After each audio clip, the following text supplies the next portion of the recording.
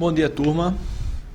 Espero que vocês tenham passado bem a semana, que esteja todo mundo seguro em casa, né, cuidando da saúde, se cuidando para não se contaminar, né, pela pandemia do coronavírus, e também cuidando da sua saúde mental, né, para não ficar muito estressado por estar em casa, né, preso na quarentena, e saber que gostaria que vocês soubessem, né, que estamos todos juntos nessa.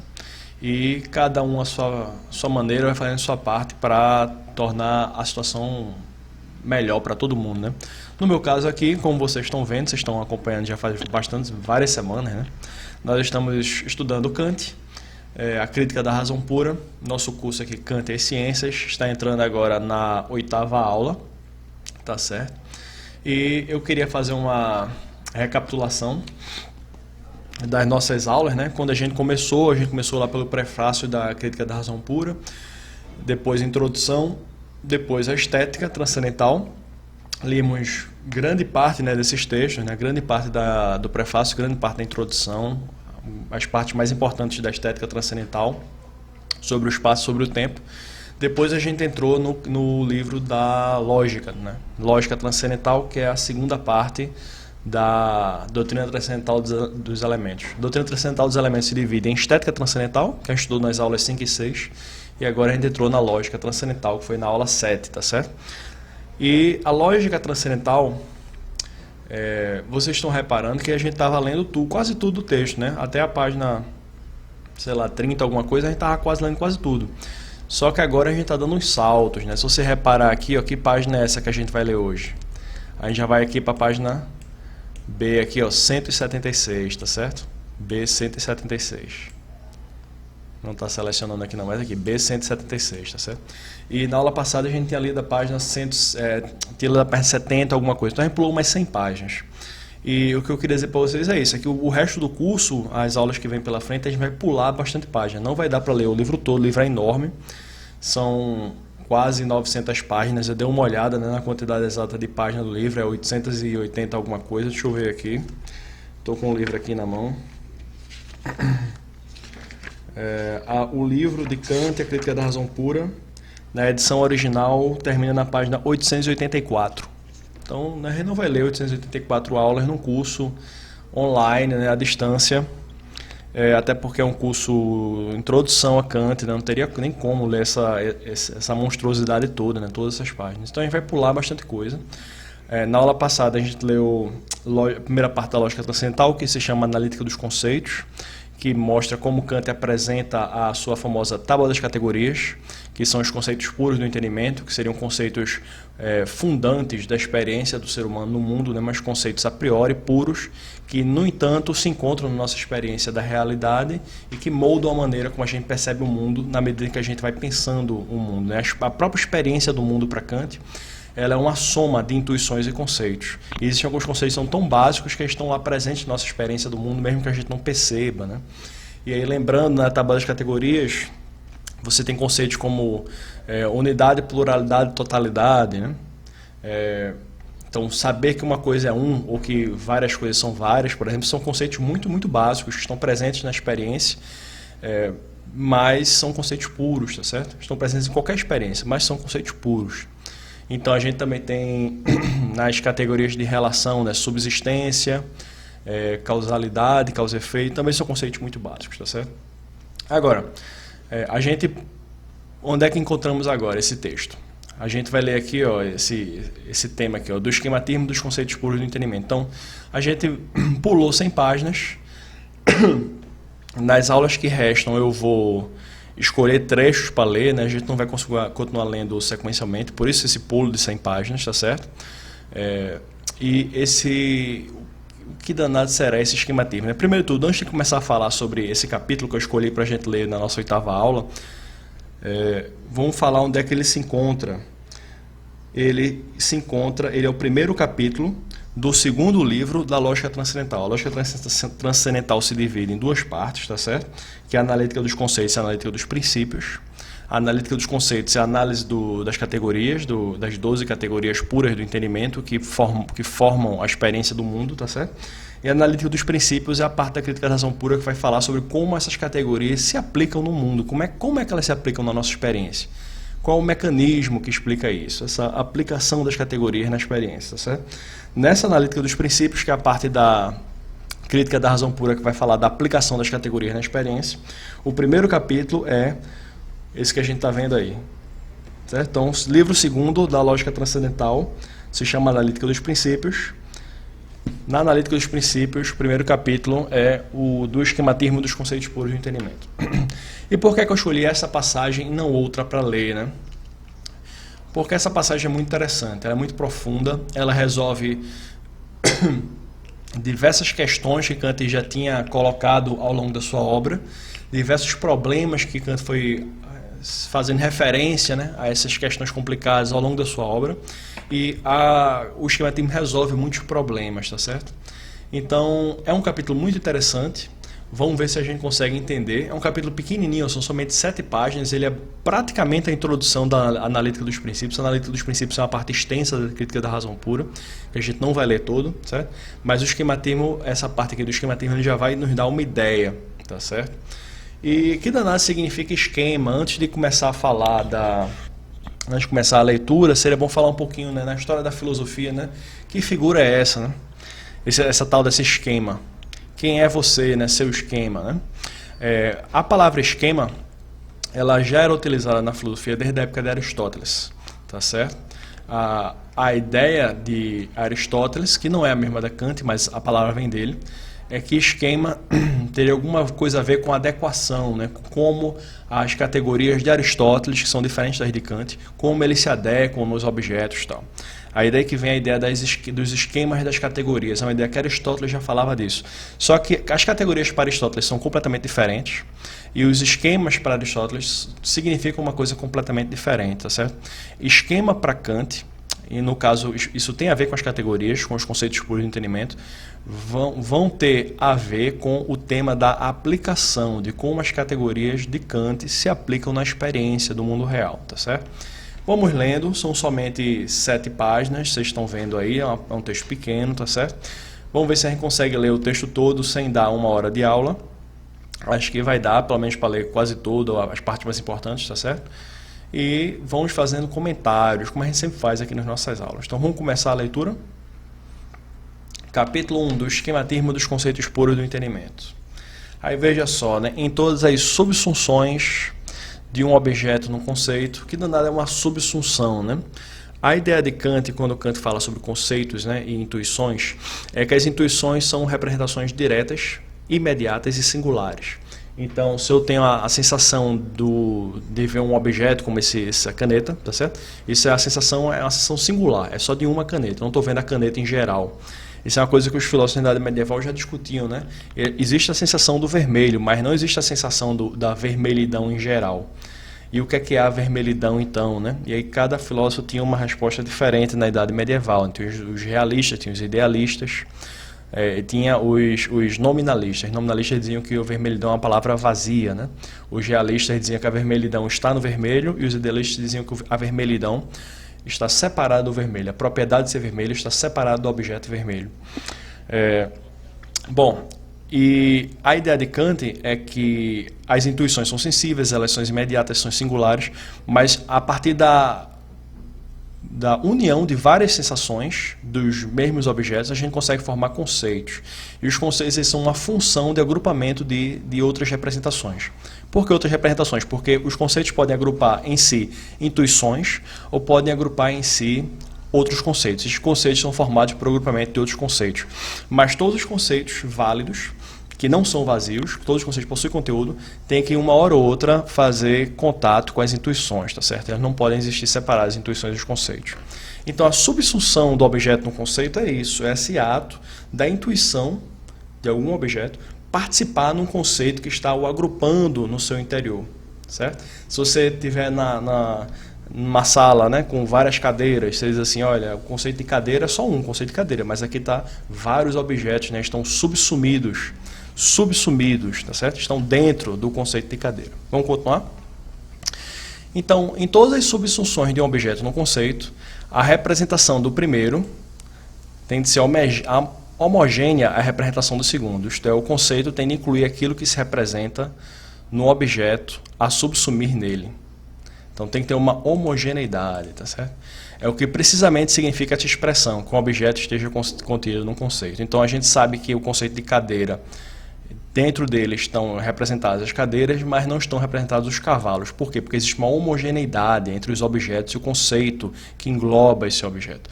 Esse tema aqui dessa homogeneidade, veja que Kant colocou aqui em itálico, né? A tal da homogeneidade, é uma questão muito importante desse capítulo do esquema térmico, que fala sobre aplicação de conceitos na experiência. É o que precisamente significa que o objeto está contido no conceito. Assim, possui homogeneidade com o conceito geométrico puro de um círculo, o conceito empírico de um prato, na medida que o redondo, que no primeiro é pensado, se pode intuir neste último. Então, no redondo, existe uma homogeneidade, porque ele é pensado no conceito de círculo, mas ele é visto no prato. Então, ele está unindo aí o conceito de círculo, que é um conceito geométrico puro, à sensação do prato, que é a ação empírica. Vamos lá. Ora, aqui é que vai entrar o problema do capítulo que Kant vai querer resolver, tá certo? Os conceitos puros do entendimento, que são as categorias, as 12 categorias daquela tábua de categorias que a gente viu na aula passada, comparados com as intuições empíricas, até mesmo com as intuições sensíveis em geral. Por que ele faz essa diferenciação aqui entre intuições empíricas ou até mesmo intuições sensíveis em geral? Porque para Kant também existem intuições sensíveis não empíricas. Quais são as intuições sensíveis não empíricas? Você sabe responder essa pergunta para Kant? Se você souber, você está indo muito bem na crítica da razão pura. Mas quais são, né? A gente já teve aula sobre isso, mas você sabe dizer de cabeça quais são as intuições sensíveis, mas não empíricas? As intuições sensíveis não empíricas são a forma pura da sensibilidade, o espaço e o tempo. São duas, tá certo? Todas as outras intuições são sensíveis. Então vamos lá de novo. Ora, os conceitos puros do entendimento, comparado com as intuições empíricas, ou qualquer intuição, inclusive o espaço e tempo, são completamente heterogêneos e nunca se podem encontrar em qualquer intuição. Então é aquela questão de Hume, né? O Hume procurou a causa e efeito, né? Explicar a causa e efeito a partir de exemplos que ele traz da experiência. Ele não conseguiu, né? E por isso ele se tornou cético. Então Kant vai dizer, porque não tem como, os conceitos puros não tem como se encontrar nas intuições. Como será possível a subsunção das intuições nos conceitos? Portanto, a aplicação da categoria aos fenômenos. Essa parte é bem bonita, né? Se ninguém pode dizer que esta, por exemplo, a causalidade, possa também ser intuída através dos sentidos e esteja contida no fenômeno. Essa parte é bem interessante, né? Esta interrogação tão natural e importante é verdadeiramente o motivo por que se torna necessária uma doutrina transcendental da faculdade de julgar, para mostrar a possibilidade de aplicar aos fenômenos em geral os conceitos puros do entendimento. Tá certo? Então, Kant fala de várias faculdades do sujeito transcendental. O sujeito transcendental é um modelo de sujeito que Kant cria para explicar como é possível o conhecimento sintético a priori. Como é possível a validade dos juízos sintéticos a priori, para ser mais exato. Então, Kant fala que a gente tem a sensibilidade, ele trata disso na estética transcendental, ele fala do entendimento várias vezes na lógica transcendental, mas aqui ele também está falando da nossa faculdade de julgar, que seria uma faculdade que ela não existe nem para perceber o mundo, nem para pensar sobre conceitos, mas uma faculdade que faz a ponte entre a sensibilidade e o entendimento, que faz a aplicação de conceitos no mundo real, tá certo? Então vamos lá. Então, é aquela faculdade... Que faculdade é essa, professor? Vou dar um exemplo. Por exemplo, lembra que eu falei que o conceito de cadeira inclui dentro de si a representação de várias cadeiras, mas não inclui dentro de si a representação dos cavalos? Imagine o que é que o ser humano precisa ter para saber distinguir esse fato de que se você vê um objeto que é uma cadeira, você vai dizer isso é uma cadeira, não é um cavalo. Se você vê um objeto que é um cavalo, você vai dizer o contrário, que é um cavalo, não é uma cadeira. Tem que ter uma faculdade que não é nem a faculdade de pensar o conceito, nem a faculdade de meramente perceber o fenômeno que está na sua frente, mas a faculdade de fazer a aplicação do conceito correto naquele fenômeno que se dispõe, tá certo? Que está lá posto e é subsumido naquele conceito. Então vamos lá. Ele fala aqui, é necessário no treino da faculdade de julgar para mostrar a possibilidade de aplicar aos fenômenos em geral os conceitos puros do entendimento. Em todas as outras ciências em que os conceitos pelos quais o objeto é pensado em geral não são tão diferentes e heterogêneos, relativamente àqueles que representam esse objeto em concreto, tal como é dado, é desnecessária uma explicação particular relativa à aplicação dos primeiros ao último. Então, assim, para explicar os conceitos empíricos é muito mais fácil. Você vê que há uma homogeneidade entre o cavalo e o conceito de cavalo. O cavalo é pensado, o conceito de cavalo é... O conceito do cavalo é pensado, o cavalo é visto, mas há uma homogeneidade, né? E as categorias que não se encontram em nenhuma percepção. Você não tem como ver a causalidade não está presente em nenhuma das categorias, tá certo? Você não tem como ver... Aliás, eu falei em nenhuma das categorias, quer dizer, em nenhuma das experiências, né?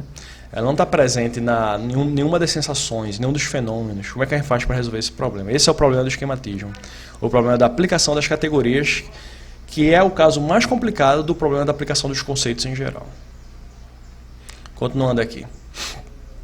É claro que tem de haver um terceiro termo. Olha, essa é a parte importante, tá certo? Um terceiro termo.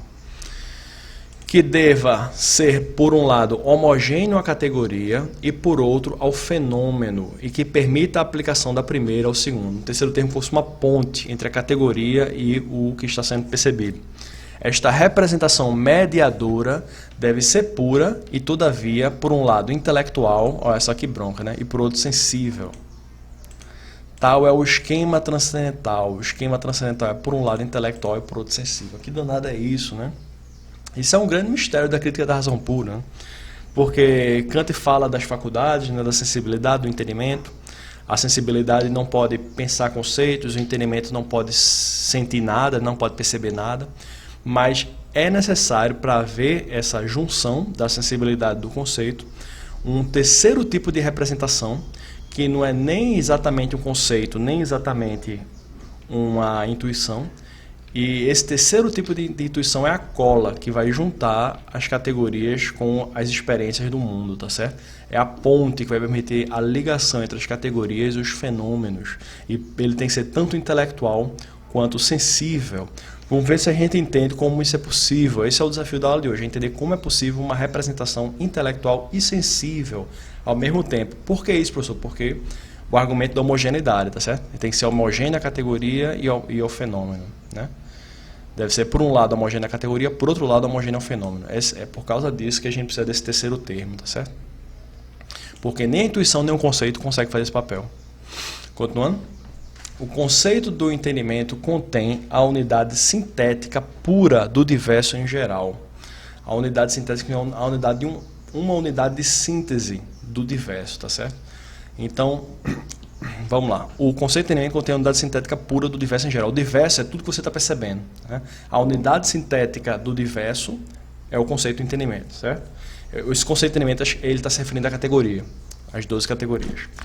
O tempo, como condição formal do diverso do sentido interno, né? Condição formal do diverso do sentido interno. Então, tempo aqui, condição do sentido interno. Lembra da minha aula sobre tempo? Que eu falei que o espaço ele é a forma do sentido externo, o tempo é a forma do sentido interno. O que é o sentido interno? É a percepção de mim mesmo, tá certo? Então, o conceito de entendimento puro, que seria a categoria, Kant não deixou claro, mas está falando da categoria aqui, tá certo? Contém a unidade do sintético, né? E o tempo, condição do diverso do sentido interno. E, portanto, da ligação de todas as representações. Contém um diverso a priori na intuição pura. Então, veja só, né? Ele vai dizer que o tempo é parte da solução do problema, certo? Ora, uma determinação transcendental do tempo é homogênea à categoria, que constitui a sua unidade, na medida em que é universal e assenta sobre uma regra a priori. Então, veja só, uma determinação transcendental do tempo. Não é o tempo que ele está falando, é uma coisa, uma forma como o tempo se determina, tá certo? Uma determinação transcendental do tempo. É homogênea à categoria por ser universal, porque o tempo ele está presente em todas as nossas representações de mim mesmo, de nós mesmos, né? E assenta sobre uma regra a priori, ou seja, não é empírico. Uma regra a priori. Essa parte da regra a priori vai ser importante também, né? Por outro lado, essa determinação do tempo é homogênea ao fenômeno na medida em que o tempo está contido em toda a representação empírica do diverso. Então, o tempo é parte da solução do problema do esquematismo, tá certo? Lembram quando o Kant falava, né, que o tempo ele é uma intuição pura, ele é a forma da sensibilidade, forma do sentido interno, mas não é possível a gente ter uma representação empírica que não seja temporal. Tudo que está externo e interno a mim tem que ser organizado temporalmente. Isso foi o assunto da aula 6, tá certo? Por que o tempo tem essa prioridade e não é o espaço? Porque o espaço é só a forma do sentido externo, o tempo é do sentido interno. Como você percebe as coisas externas a você, e essa percepção passa para a sua interioridade, para a sua mente, então o espaço se torna subalterno ao tempo, porque a percepção externa ela é espacial, mas quando você a recebe, ela tem que ser organizada no tempo, porque o tempo organiza tudo que está interior ao sujeito, inclusive a percepção do espaço, né? A percepção do espacial à sua volta. Então, o tempo tem uma prioridade. É por isso que o tempo ele é homogêneo à categoria, por ser universal, né? E a priori, e por outro lado ele também é homogêneo ao fenômeno, porque ele está presente na nossa percepção empírica do universo, por ser a forma pura do sentido interno. Se você está entendendo isso, você está bem avançado em Kant, viu, pessoal? Esse assunto não é fácil, é complexo. Mas vamos continuar. Assim, uma aplicação da categoria aos fenômenos será possível, eu diria que Kant poderia ter dito, inclusive, só será possível mediante a determinação transcendental do tempo, que, como esquema dos conceitos do entendimento, proporciona a subsunção dos fenômenos na categoria. Então, a aplicação será possível, né? Será possível mediante a determinação transcendental do tempo, como esquema dos conceitos do entendimento, proporciona. Ok? Então, a aplicação da categoria aos fenômenos, né, ela só se faz se você tiver uma certa determinação do tempo, você usar o tempo de uma determinada maneira, tá certo? É o tempo, uma utilização do tempo que permite a aplicação da categoria aos fenômenos, tá certo? A subsunção dos fenômenos na categoria. Subsunção significa agrupar os fenômenos nas categorias. Para Kant, as categorias sempre estão presentes na nossa experiência vivida. Então, essa subsunção é automática. Então, Kant está dizendo que a gente está usando o tempo automaticamente na nossa mente para agrupar as nossas experiências nas categorias, tá certo? Nas 12 categorias. Depois de que foi mostrado na dedução das categorias, essa parte da dedução das categorias a gente não leu, tá certo? A gente pulou. Mas vamos continuar lendo aqui. De certo, ninguém terá dúvida em decidir sobre a resposta a esta interrogação, a saber, se o uso desses conceitos puros do entendimento será simplesmente empírico ou também transcendental, isto é, se enquanto condições de uma experiência possível se referem a priori unicamente a fenômenos, ou se, como condições da possibilidade das coisas em geral, podem ser alargados a objetos em si, sem qualquer restrição à nossa sensibilidade. Kant vai dizer que eles só se referem a fenômenos e não às coisas em si, tá certo? Isso aí ele vai explicar nessa outra passagem da dedução das categorias, mas a gente não leu, tá certo? Mas do mesmo jeito que Kant falou que o tempo e o espaço só se aplicam a fenômenos e não a coisas em si, as categorias também se aplicam a todos os fenômenos, mas só aos fenômenos e não às coisas em si. Ou seja, se aplicam as coisas como nós percebemos elas e não como elas são delas mesmas. Ok? Delas mesmas. Vimos com efeito que os conceitos são totalmente impossíveis e nem podem ter qualquer significado se não for dado um objeto a esses próprios conceitos, ou pelo menos aos elementos de que são constituídos. E, por conseguinte, não se podem referir a coisas em si, sem considerar se nos podem ser dadas e como, ou seja, só pode se referir a fenômenos. Certo? Vimos, além disso, que a única maneira pela qual nos são dados objetos é uma modificação da nossa sensibilidade. E vemos que, por fim, os conceitos puros a priori devem conter, além da função do entendimento na categoria, condições formais da sensibilidade, precisamente no sentido interno, que contém a condição geral pela qual unicamente a categoria pode ser aplicada a qualquer objeto. Então, Kant está dizendo assim, sem acessibilidade a categoria não se aplica a nada e perde o sentido. Então, novamente, Kant diz lá no início do livro, né, todo conhecimento começa com experiência. É uma frase muito importante para Kant. Né? Até as categorias, elas estão presentes na experiência, mas se você não tiver experiência de nada, as categorias não significam nada. Né? Elas têm que estar presentes no empírico através do tempo. A gente vai ver como através do tempo nesse capítulo. Daremos o nome de esquema a esta condição formal e pura da sensibilidade a que o conceito do entendimento está restrito no seu uso e o de esquematismo do entendimento puro ao processo pelo qual o entendimento opera com esses esquemas. Então, o esquema é uma condição formal da sensibilidade, tá certo? Então o esquema é sensível, mas ele é sensível, mas ao mesmo tempo que ele é sensível, ele é universal, tá certo? Esse vai ser o grande mistério que a gente vai resolver agora. Aí vamos lá. Kant vai começar a falar de temas bem importantes para o nosso curso agora, tá certo? O esquema é sempre em si mesmo apenas um produto da imaginação. Olha só. Olha só, né? Então, até agora a gente sabia que a gente tinha na crítica da razão pura a sensibilidade transcendental, a gente tinha na crítica da razão pura o entendimento transcendental, mas Kant também vai falar da imaginação transcendental. E ele não define imaginação nesse capítulo, ele define num capítulo que vem depois, porque a crítica da razão pura é sempre estruturada da maneira mais confusa possível, mas a imaginação para Kant é a capacidade de fazer, se tornar presente na sua mente uma intuição sem você ter precisado perceber aquela intuição. Se você fechar os olhos e imaginar uma rosa, a flor, né, rosa, você vai estar tendo a imagem da rosa na sua mente sem precisar ter percebido a rosa.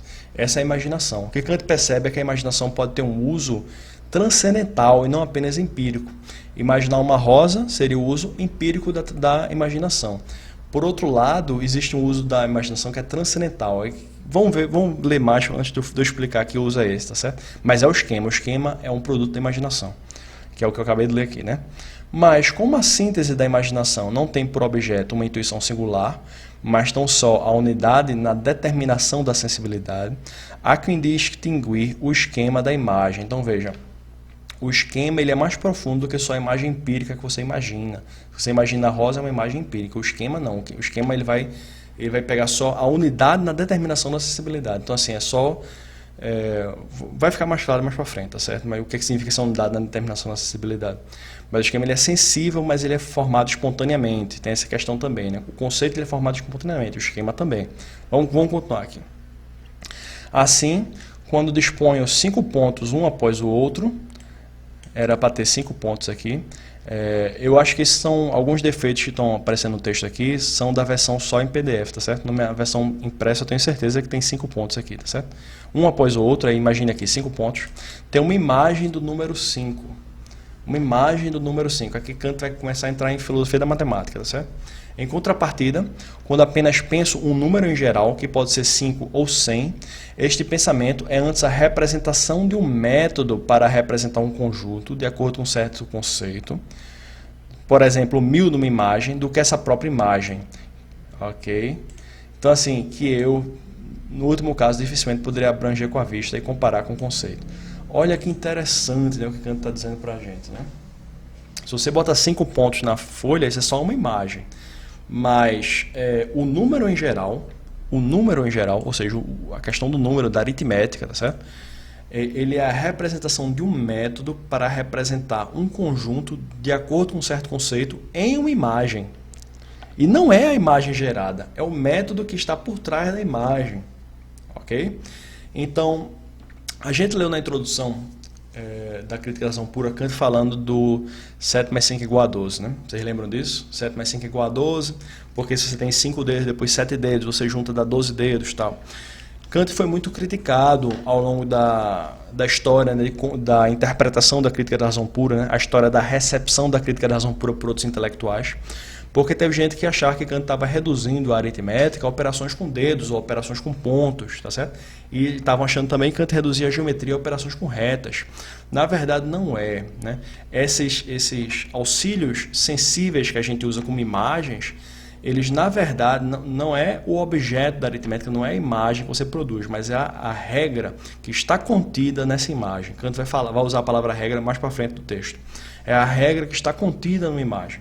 Então, por exemplo, Frege, para quem nunca ouviu falar dele, né? Gottlob Frege, filósofo do final do século XIX, é um filósofo importantíssimo na área da filosofia da matemática, certo? E também no desenvolvimento da lógica moderna, lógica contemporânea. Frege, por exemplo, critica Kant no livro chamado A Fundamentação da Aritmética, porque Frege diz assim, que Kant achava que você faz conta com o dedo, 7 mais 5, mas tente somar 7.000 mais 5.000, você não consegue, porque você não tem dedo suficiente e tal. Mas, na verdade, isso é um exemplo de como Kant foi mal interpretado. Por quê? Porque Kant fala isso lá no início da introdução, na passagem B16 ou B17, e ele só vai explicar o que isso significa na página aqui B179, ou seja, 180 páginas depois, tá certo? Do exemplo que ele dá na introdução. O que Kant defende não é que você precisa do dedo para fazer a operação da aritmética, você precisa de uma regra. E cada número, na verdade, é uma regra que pode ser representada em uma imagem. O símbolo numérico, ele é um símbolo empírico, mas por trás do símbolo existe uma regra. Tá certo? Se você pensar no xadrez, por exemplo, se você pegar uma peça de xadrez como um peão, uma torre, a dama, o cavalo, cada uma daquelas peças tem uma regra para se movimentar. Concordam? O cavalo se movimenta de uma maneira, a torre se movimenta em linhas retas, o bispo se movimenta em diagonais. Mas onde é que você sabe disso? Tipo, está escrito no bispo que ele só se movimenta em diagonais? Não, mas ele é um símbolo que representa uma regra. Claro que o xadrez é uma coisa diferente da matemática, né? Até certo ponto. A matemática ela é mais pura, ela é mais a priori. O xadrez foi criado com regras criadas a posteriori. Não foram regras criadas assim de maneira inata pelo ser humano. O ser humano se juntou e criou as regras do xadrez. A matemática não. A matemática tem uma origem mais pura, tá certo? Mas mesmo assim, né, o Kant está defendendo não é que você precisa dos 5 dedos e 7 dedos para fazer a operação e somar e dar 12. Você precisa de um símbolo que representa uma regra, que pode ser 5 dedos, ou pode ser um número escrito 5, ou pode ser 5 pontos, como está aí no texto. E você precisa, para representar o 5, você precisa de outra regra para representar o 7. Tá certo? Uma imagem que significa a regra do 7. Então o número ele é a regra, não é a imagem que representa a regra. Então você tem uma imagem que representa o 5, uma imagem que representa o 7, e você, dessa maneira, com as regras que estão por trás dessas imagens, você consegue fazer a operação e chegar no 12, que na verdade o 12 é uma outra regra. Que regra é essa que eu estou falando? O 5 pode significar, por exemplo, a 5ª posição da ordem numérica. O 7 pode representar a 7ª posição da ordem numérica. E a ideia de Kant é que 5 mais 7 é igual a 12. É uma sentença sintética a priori, porque se você analisar o conceito da 5ª posição da ordem numérica e o conceito da 7ª posição da ordem numérica, você nunca vai extrair daí o conceito da 12ª posição da ordem numérica, que seria o número 12, tá certo? Então, é uma operação que você utiliza esses símbolos como apoio, mas você vai além. Por isso que é uma síntese, não é uma análise, tá certo? Você vai além do que está representado na regra. Só que você tem que entender a regra para poder fazer a operação. Ok? Falei bastante, né? Só para falar um pouquinho da história dessa situação, de como Kant foi interpretado. Então, Frege interpretou Kant mal, achava que Kant achava que você tem que fazer operações com os dedos, né? Uma forma de compreensão da matemática extremamente limitada. Bertrand Russell, que é outro filósofo da matemática muito importante, segue na mesma linha, também comete erros em relação à interpretação de Kant, tá certo? A como interpretar Kant. Russell, se eu não me engano, fala que o problema de Kant é que ele achava que o matemático tinha que operar as coisas preso nas imagens, né? As imagens. Então, na verdade, Kant diz que não. Você usa sua mente. As imagens são um auxílio. Mas, continuando. E durante muito tempo, a maneira como a filosofia da matemática de Kant era interpretada, ela era sujeita a todo tipo de crítica. A filosofia da física de Kant também é muito criticada, tá certo? O que eu queria dizer é que, por exemplo, até autores que gostam de Kant, que são aliados de Kant, como, por exemplo, o autor Strawson, que escreveu um livro chamado Os Limites da Sensibilidade, um outro autor chamado Patton, que foi estudante de Strawson, também gosta muito de Kant. Até autores como Strawson e Patton, que são autores da década de 70, 80, eles têm uma interpretação muito negativa da filosofia da matemática de Kant. Porque é difícil entender o que Kant entende pela aritmética. Você tem que ler uma passagem que está 170 páginas depois para entender o que você estava falando na página B17. E o que eu queria dizer é que hoje em dia, graças ao trabalho de filósofos aí mais tardiamente, final da década de 80, início da década de 90, os anos 2000, a filosofia da matemática de Kant está sendo reavaliada, né? Existem autores hoje em dia já escrevendo artigos dizendo assim que não, a filosofia da matemática de Kant está certa, apesar dela ter sido considerada uma filosofia de baixíssima qualidade, né? Uma explicação da matemática de baixíssima qualidade por Frege, Bertrand Russell e os filósofos que se seguiram. Hoje em dia ela já é reavaliada e se procura compreender Kant com outros olhares, tá certo? A filosofia da física de Kant também tem sido reavaliada hoje em dia, né? Tá certo? Então a filosofia da ciência de Kant está em alta. Deixa eu falar só um pouquinho da física e depois a gente continua. A física de Kant é aquela parte que fala que o espaço é tridimensional, né? Que o espaço, a geometria euclidiana segue, ela deriva do espaço e tal. Durante muito tempo Kant foi criticado porque, por exemplo, como é que se encaixa a filosofia de Kant com o espaço de Einstein? O espaço de Einstein é um espaço que se curva com a geometria, com a presença da gravidade, né? E o espaço de Kant não. Claro que Kant não sabia da teoria da relatividade geral de Einstein, né? Mas a ideia de Einstein é que um campo de gravitação curva o espaço. Então o espaço é uma coisa real para Einstein. Mas o que a gente pode dizer é o seguinte, é que para Kant, o espaço que Kant está falando é o espaço do ponto de vista do sujeito, é como o sujeito percebe o espaço.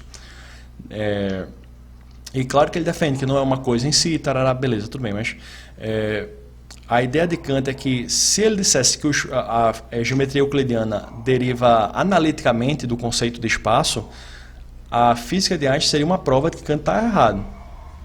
Porque se é analítico, não pode estar... Se você negar uma conclusão que é derivada analiticamente, você está entrando em contradição. Ou então a conclusão está errada, né? Obviamente, a teoria de Einstein não é contraditória. Então, não poderia ser analítico. Mas o fato de Kant dizer que a geometria euclidiana é um resultado sintético do espaço. Ser sintético significa que ele está dizendo que não é necessário, por contradição, digamos assim, que o espaço seja aquilo. É possível pensar outras formas de espaço sem contradição. Mas ele está dizendo apenas que a geometria euclidiana ela deriva da maneira como a gente percebe o espaço. Ela deriva sinteticamente como a gente percebe o espaço, e não analiticamente. Então, assim, até essa questão do espaço, né, se o espaço de Einstein prova que Kant está errado, se a geometria de Gauss, que a geometria não euclidiana prova que a noção de que espaço de Kant está errado, até isso hoje em dia é questionado. O que eu queria deixar para vocês, essa mensagem, a gente não tem tempo para se aprofundar mais sobre isso, tá certo? Mas o que eu queria dizer para vocês, essa mensagem de que a filosofia da ciência de Kant em relação principalmente à matemática e à física, óbvio, está sendo muito reavaliada e hoje em dia você já encontra autores bastante simpáticos a Kant, defendendo que a gente pode levar a filosofia de Kant a sério, né? Filósofos da matemática defendendo a filosofia da matemática de Kant e filósofos da ciência em geral defendendo a física, a noção de física de Kant. Não é considerado assim simplesmente um absurdo, como foi durante uma parte da história dos comentadores, né? Uma parte da história de como as pessoas liam Kant. Continuando, é esta a representação de um processo geral da imagem para dar um conceito à sua imagem que designa pelo nome do esquema desse conceito. Okay? Então o esquema ele é produzido espontaneamente a partir de uma regra, a regra vem do conceito, mas o esquema gera uma imagem que representa o conceito. Isso é bem importante, tá certo? De fato, antes de continuar, deixa eu só dizer por que isso é importante. Porque Kant diz que todo conceito tem que ter uma intuição, senão ele é vazio. Qual seria a intuição que corresponderia ao número 7? Tem que ter uma intuição, entendeu? E essa intuição é exatamente o esquema, ok? A intuição é exatamente o esquema. Esse esquema ele é o quê? Ele é uma regra que está representada em uma imagem, ok? E essa é a genialidade de Kant, é como ele flexibiliza, né, a ideia da intuição, né? São intuições que não são sensíveis, mas elas são criadas espontaneamente pela mente. E a importância disso é porque aí ele resolve aquele problema de dizer que, para Kant, o problema da metafísica é que a metafísica opera com conceitos sem intuições. E por que a matemática não tem esse problema? Porque a matemática opera com conceitos que podem ser representados em uma imagem mediante uma regra. E os da metafísica não. Os conceitos da metafísica não podem ser representados mediante uma regra. A gente vai falar mais sobre isso na próxima aula, se eu lembrar, tá certo? Vamos lá. Continuando a leitura aqui, já falei muito, né? Fiz muito comentário, vamos ler. De fato, os nossos conceitos sensíveis puros, né, não assentam sobre a imagem dos objetos, mas sobre esquemas. Então, o 5, o 7, a reta da geometria, né, os conceitos de mudança de lugar da física seriam conceitos sensíveis puros, tá certo? Por que puros? Porque são sensíveis, né? Eles são aplicados na sensibilidade, mas não têm uma origem empírica. Ao conceito de um triângulo em geral, olha só o que Kant fala aqui, que interessante, como é uma filosofia da matemática profunda, veja só, pense sobre isso. Ao conceito de um triângulo em geral, nenhuma imagem seria jamais adequada. Você pode desenhar quantos triângulos você quiser, você não vai representar perfeitamente o conceito de triângulo geral, tá certo? Isso, inclusive, era um problema filosófico conhecido desde a época de Locke, né? Locke já falava do problema do triângulo geral, o problema é o do triângulo comum. Que danado é o triângulo comum? Eu sei representar um triângulo aqui, se eu desenhar aqui eu sei representar um triângulo, mas esse é um triângulo particular, né? Onde é que está o triângulo geral, o triângulo comum a todos os triângulos? Então, nenhuma imagem seria jamais adequada. Com efeito, não atingiria a universalidade do conceito pelo qual este é válido para todos os triângulos retângulos, triângulos oblíquos, etc., ficando sempre apenas limitado a uma parte dessa esfera dos triângulos possíveis. O esquema do triângulo só pode existir no pensamento, então não é algo que você desenha no papel, tá certo? Só pode existir no pensamento. E significa uma regra. Eu estava falando da regra, né? Eu dizia que Kant ia... Eu estava dizendo, né, que Kant ia falar a palavra regra daqui a pouco, né? O esquema... Eu vou até pegar isso aqui, ó. Vou pegar isso aqui, ó. O esquema do triângulo só pode existir no pensamento e significa uma regra da síntese da imaginação com vista a figuras puras no espaço, certo? Então, o papel é da imaginação, é a imaginação que imagina essa regra, certo? É uma síntese que a imaginação produz. Uma síntese significa uma união, né, tá certo? Uma união que a imaginação produz. Muito menos ainda um objeto da experiência ou sua imagem alcançaria alguma vez o conceito empírico, pois este refere-se sempre imediatamente ao esquema da imaginação, com uma regra da determinação da nossa intuição de acordo com um certo conceito em geral. O conceito de cão, agora cão é diferente de triângulo, né? Porque cão é empírico. Significa uma regra segundo a qual uma imaginação pode traçar de maneira geral a figura de um certo animal quadrúpede, sem ficar restringida a uma única figura em particular em que a experiência me oferece, ou também a qualquer imagem possível que possa representar em concreto. Então, o esquema de cão é uma imagem que a imaginação produz de um cão em geral. Vocês conseguem imaginar um cão em geral? Se você for desenhar um cão, você consegue desenhar o cão em geral? Não, você desenha Fido, Totó, né? Você desenha um poodle, desenha um bulldog, né? Desenha um pitbull. Mas e o cão em geral? Mas a gente tem o esquema de um cão em geral na nossa cabeça, uma regra do que seria o cão em geral, que seria um certo animal quadrúpede. Por dizer assim, o esquema do cão em geral é um animal quadrúpede que late, eu tenho a imaginação disso. Eu tenho a representação disso na minha imaginação transcendental, tá certo? Este esquema termo do nosso entendimento em relação aos fenômenos e a sua mera forma, é isso mesmo que ele está dizendo? E a sua mera forma, é uma arte oculta nas profundezas da alma humana, veja que metafórico, né? Cujo segredo de funcionamento dificilmente poderemos alguma vez arrancar a natureza e pôr a descoberta perante os nossos olhos. Deixa eu só falar uma coisa aqui. Esse problema da ligação entre o universal e o singular gera um problema conhecido desde a época de Platão. Se você falar para Platão, por exemplo, o conceito de cavalo e o cavalo que existe no mundo real.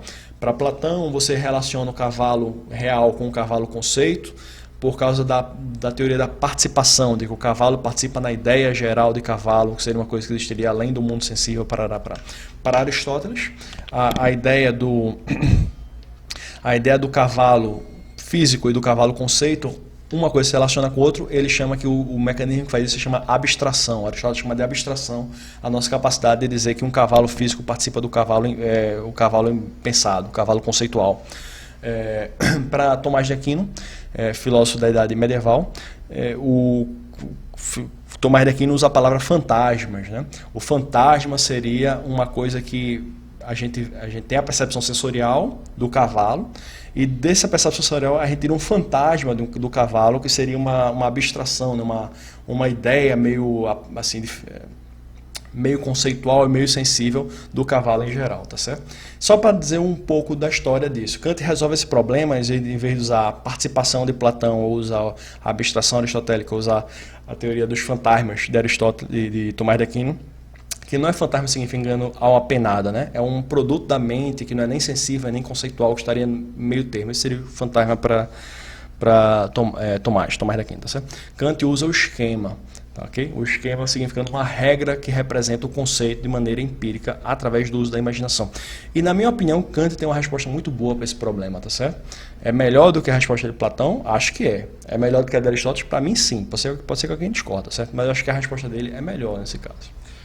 Só podemos dizer que a imagem é um produto da faculdade empírica da imaginação produtiva e o esquema de conceitos sensíveis, como as das figuras no espaço, é um produto, de certo modo, um monograma da imaginação pura a priori. Danado significa esse monograma aqui.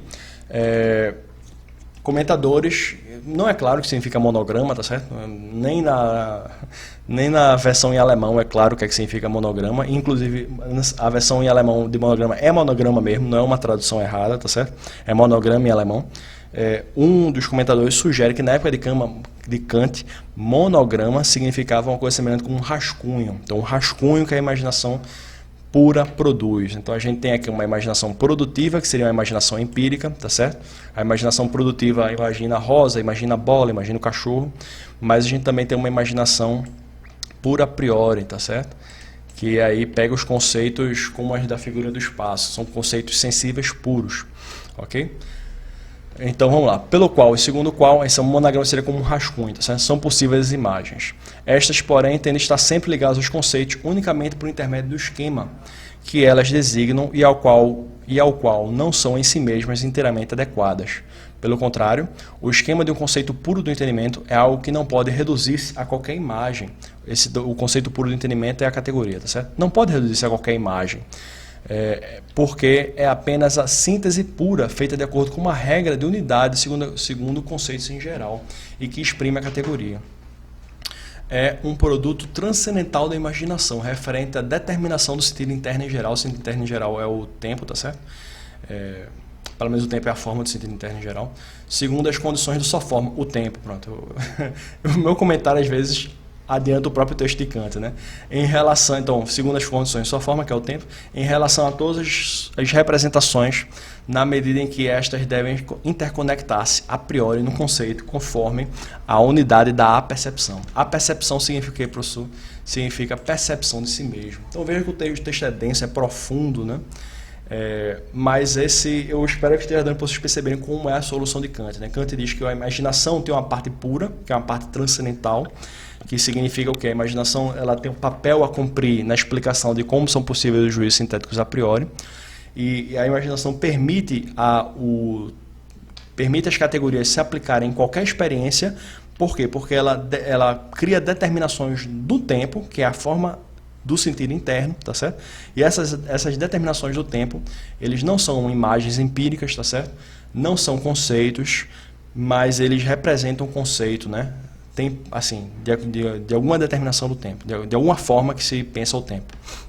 Kant vai dizer que determinações são essas mais para frente. Não sei se vai dar tempo da gente chegar lá, né?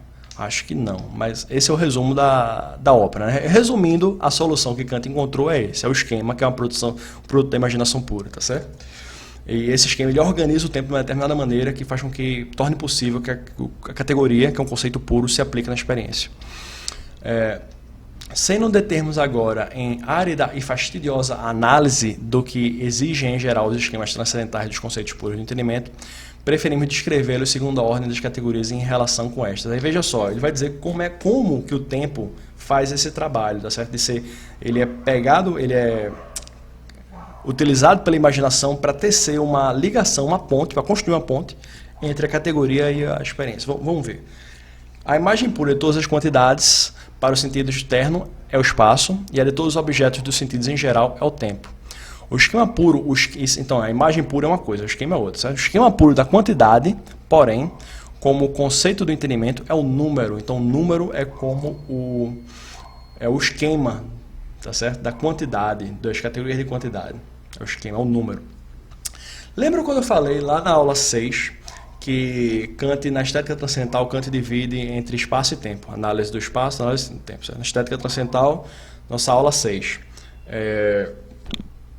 E eu falei para vocês o seguinte, que o espaço é de onde Kant tira a explicação da geometria, beleza? E muitos autores se apressaram em concluir que significaria que do tempo Kant tira a explicação da aritmética. Na verdade, não. Para ganhar, digamos assim, a explicação da aritmética, Kant precisa do conceito de número. E ele só consegue explicar o que é um número na página B182, que é tipo 150 páginas depois da estética transcendental, tá certo? Então aqui, o número é a base da aritmética, e o número é o quê? É um esquema puro da quantidade, a categoria de quantidade. Se você não lembra das categorias, dê uma olhada na aula passada, tá certo? Na lógica transcendental, a primeira parte da lógica transcendental, na analítica dos conceitos, tem lá a tábua das categorias. São 12, tá certo?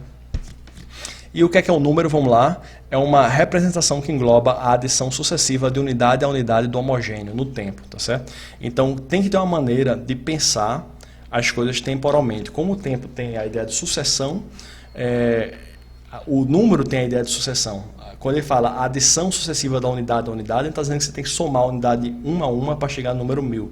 Mas a regra dos números é a regra da sucessão. E essa é uma regra temporal, de acordo com Kant, tá certo?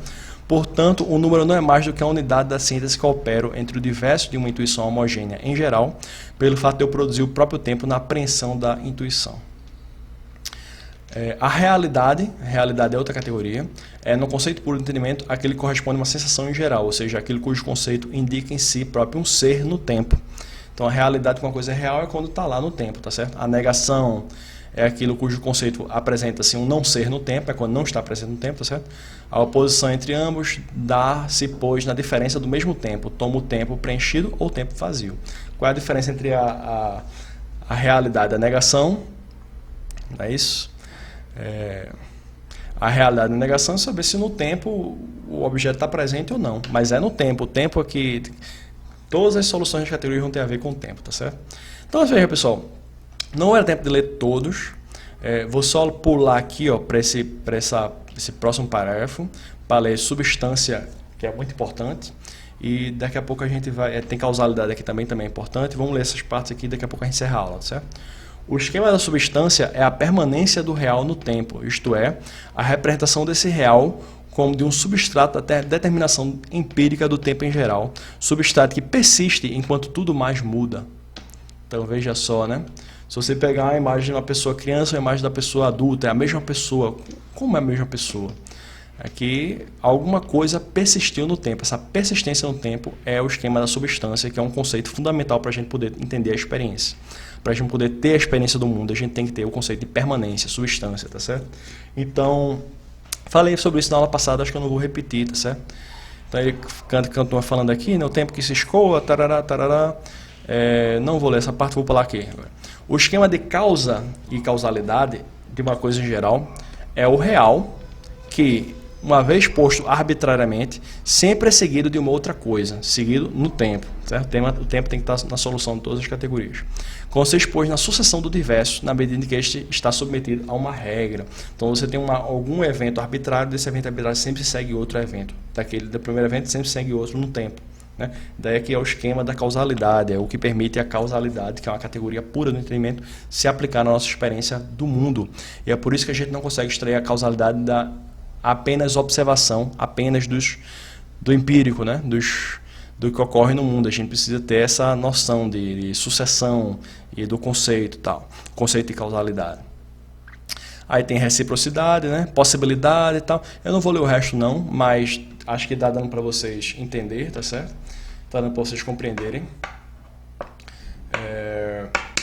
Espero que tenha dado para entender, melhor falando, né? Espero que tenha dado para vocês compreenderem. A gente leu o texto quase todo. Vocês podem ler o resto do texto em casa para ver o que é que Kant fala mais sobre o tempo aí. Mas eu queria chamar a atenção principalmente para aquelas partes que Kant estava falando sobre a aritmética, né? Sobre o número. E falar disso, né? Como ele foi mal interpretado. Por quê? Porque a interpretação correta da aritmética na filosofia de Kant, na filosofia da ciência de Kant, exige uma interpretação correta do capítulo do esquematismo, que é um capítulo difícil. É um capítulo que está lá na frente da crítica da razão pura. O pessoal gosta de ler só o início e deixar o final para lá, né? E ele é complexo, é complicado, o texto é difícil, mas eu espero que tenha dado para entender a mensagem, tá certo? Então a gente vai acabar por aqui o esquematismo, tá certo? Na próxima aula a gente vai falar sobre a solução da questão de Kant, que é a questão principal da crítica da razão pura de Kant. Relembrando, por que a metafísica não dá certo, enquanto a matemática dá certo e a física dá certo? Por que a metafísica não dá certo? Na próxima aula, a aula número 9, nossa penúltima aula, a gente vai falar sobre por que a metafísica não dá certo, certo? Vai ser a próxima parte da leitura que a gente vai fazer da crítica da razão pura, vai ser a passagem chamada Dialética Transcendental, que é um trecho enorme, são muitas e muitas páginas, você vai obviamente selecionar passagens da Dialética Transcendental, mas esse vai ser o tema da próxima aula, certo, pessoal? Vai ser por que a metafísica dá errado. No final das contas, por que a metafísica dá errado. Esse é o tema da próxima aula. Espero que vocês fiquem bem em casa, todo mundo a salvo aí do corona, ok? E a gente se vê aí semana que vem. Um abraço para vocês, até semana que vem, certo?